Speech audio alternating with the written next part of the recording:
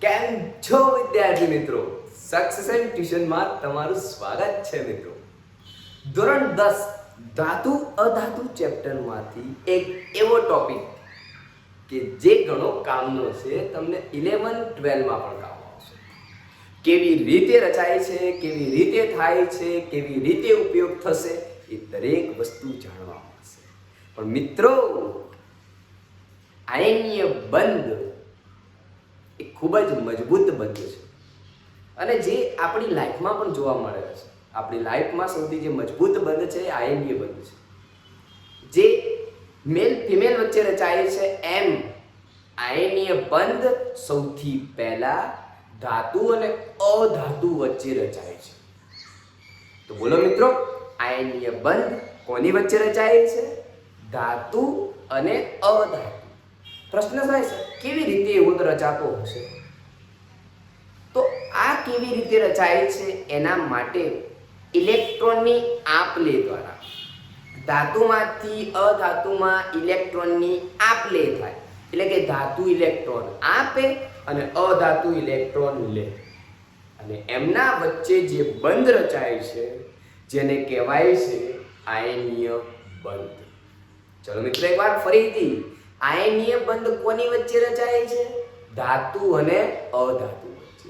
કેવી રીતે રચાય છે? ઇલેક્ટ્રોનની આપ-લે દ્વારા. અને મજબૂત બંધ છે, સૌથી મજબૂત બંધ ગણવામાં આવે છે. મહત્વનો એ છે કે આ બંધ એટલો મજબૂત છે એનું કારણ એ છે કે માત્ર ધાતુ અને અધાતુ વચ્ચે જ જોવા મળે છે. આયનીય બંધ હંમેશા ધાતુ અને અધાતુની વચ્ચે જ જોવા મળે છે.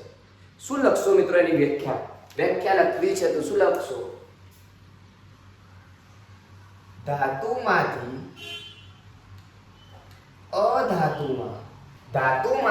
અધાતુમાં ઇલેક્ટ્રોનની આપ-લે દ્વારા રચાતા બંધને આયનીય બંધ કહે છે. કેવી રીતે થાય છે એક ઉદાહરણ દ્વારા સમજીએ મિત્રો કે કેવી રીતે આ વસ્તુ શક્ય બને છે. NaCl માં રચાતો આ બંધ છે, આયનીય બંધ છે. NaCl ને તમે જાણો છો, Na શું છે? ધાતુ. Cl શું છે? અધાતુ. Na શું છે? ધાતુ. એની ઇલેક્ટ્રોન રચના શું છે? Na ની ઇલેક્ટ્રોન રચના, તો એના માટે સૌથી પહેલા તો આપણે પરમાણુ ક્રમાંકની જરૂર પડશે.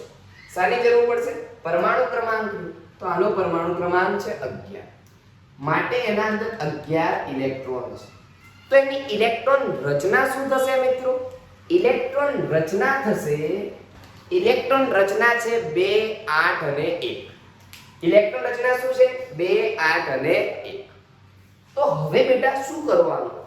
તો બેટા, જો છેલ્લી કક્ષામાં ધાતુની તમને એવી વ્યાખ્યા આપવામાં આવી હશે કે ધાતુ કોને કહેવાય અને અધાતુ કોને કહેવાય, તો જે તત્વની બાહ્યતમ કક્ષામાં 1 2 અને 3 ઇલેક્ટ્રોન આવેલા હોય તો તેવા તત્વોને ધાતુ તત્વો કહે છે. અને જે તત્વોની બાહ્યતમ કક્ષામાં 5 6 અને 7 ઇલેક્ટ્રોન આવેલા હોય તો તેને અધાતુ કહે છે. ચલો ડન. આઈ હોપ તમને આ વસ્તુની ખબર પડી ગઈ હશે.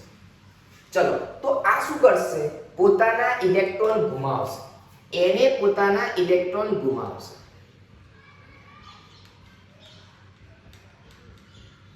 અને જો તમે ઇલેક્ટ્રોન ગુમાવો તો તમારા ઉપર કયો ચાર્જ આવે? પ્લસનો.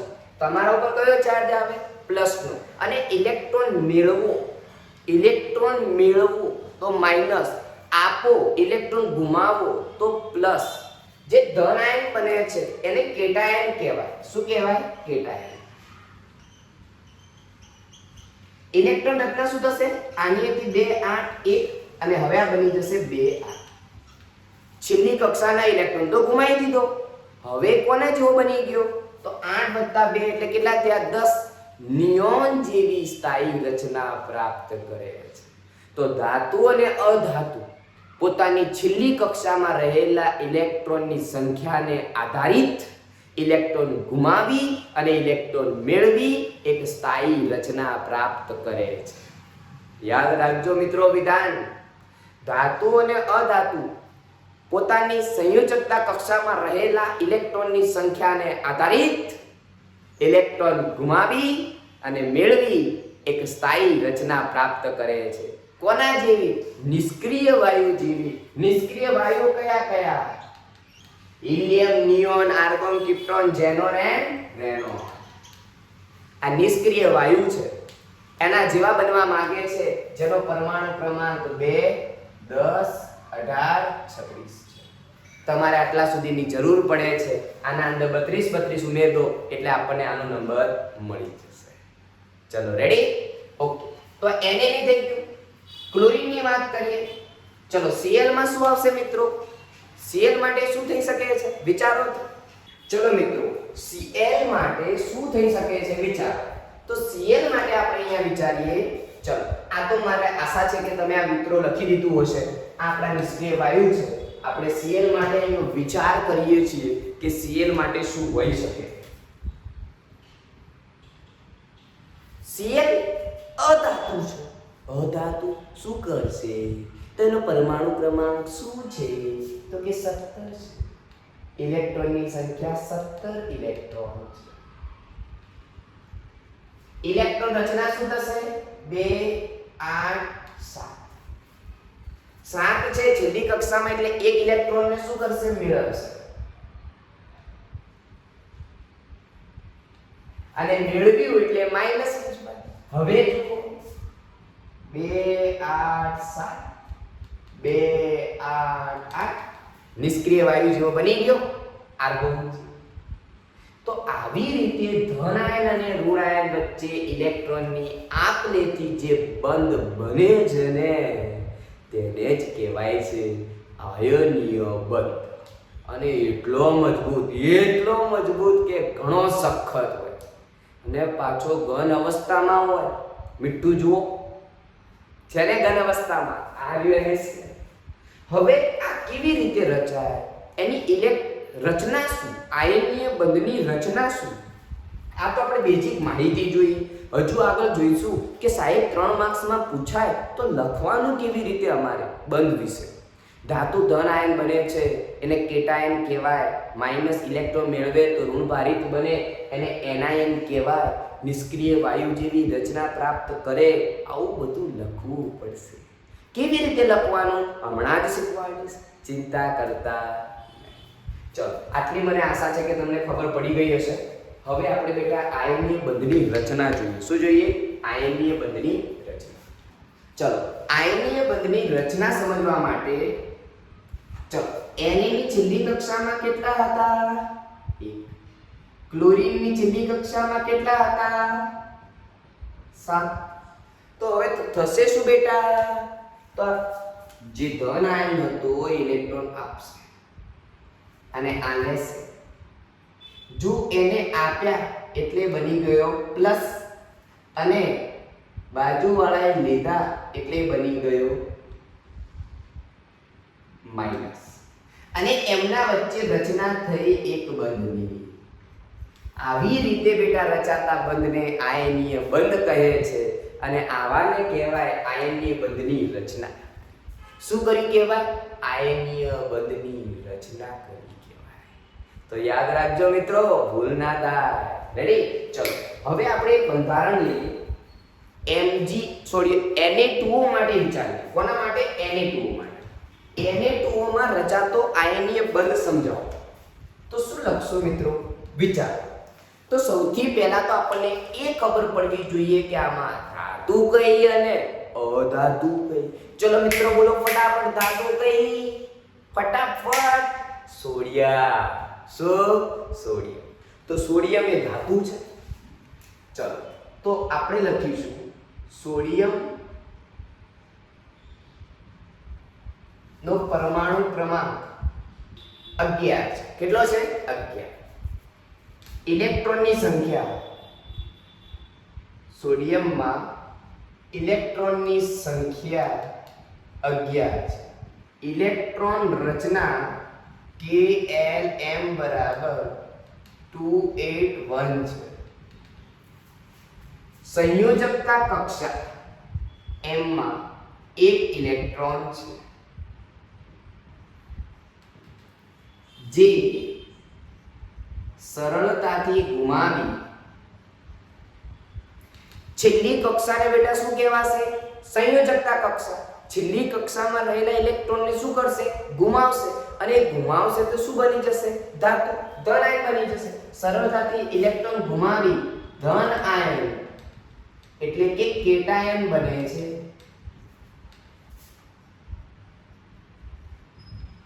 અને 11 નંબરનો એક ગુમાવશે તો 10 નંબર નિયોન જેવી સ્થાયી રચના પ્રાપ્ત કરે છે. ચલો રેડી? હવે બેટા એની પ્રક્રિયા વિચારો કે શું થશે? Na ઇલેક્ટ્રોન ગુમાયા. યે 281 28. ચલો ડન. આવું ને આવું બેટા ક્લોરીન માટે વિચારો. ચલો આવું ને આવું કોના માટે વિચારો? ક્લોરીન માટે. તો સોડિયમનો પરમાણુ ક્રમાંક 11. સોરી, અહીંયા ક્લોરીન છે નહીં. અહીંયા કોણ છે? ઓક્સિજન. તો ઓક્સિજનનો પરમાણુ ક્રમાંક કેટલો? 8. કેટલો? 8. લો, ઓક્સિજનનો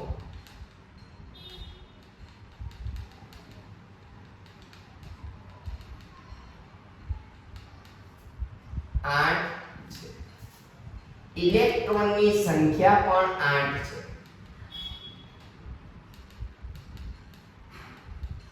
કેટલી છે ઇલેક્ટ્રોનની સંખ્યા? 8. માટે ઇલેક્ટ્રોન રચના શું થશે? ઇલેક્ટ્રોન રચના Kl બરાબર 2. સંયોજકતા કક્ષામાં 6 ઇલેક્ટ્રોન છે એટલે 2 ઇલેક્ટ્રોન સરળતાથી મેળવી સંયોજકતા કક્ષા L માં 6 ઇલેક્ટ્રોન છે માટે 2 ઇલેક્ટ્રોન મેળવી ઋણ આયન એનાયન બને. એનાયન બની નિયોન જેવી સ્થાયી રચના પ્રાપ્ત કરે છે.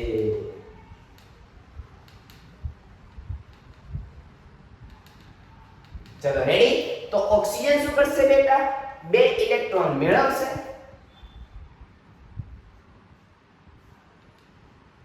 O2 minus. ચલો ઓક્સિજનની ઇલેક્ટ્રોન રચના 2 6 અને અહીંયા 2 8. ચલો ડન. આટલા સુધી તો પ્રોબ્લેમ હોવો જ ના જોઈએ મિત્રો. બોલો હશે? ક્યારેય નહીં હોય. ચલો એની રચના આપણે અહીંયા ઉપર જોઈએ. જગ્યાના અભાવના કારણે મિત્રો અહીંયા લખું છું. તો કેટલા સોડિયમ છે? 2. બંનેની છેલ્લી કક્ષામાં એક ઇલેક્ટ્રોન, એક ઓક્સિજન. ઓક્સિજનને અષ્ટક પૂર્ણ કરવા માટે કેટલા ઇલેક્ટ્રોનની જરૂર છે? 2. એટલે 2 મેળવશે. આપશે. ચલો રેડી? એટલે પેલો ગુમાવશે.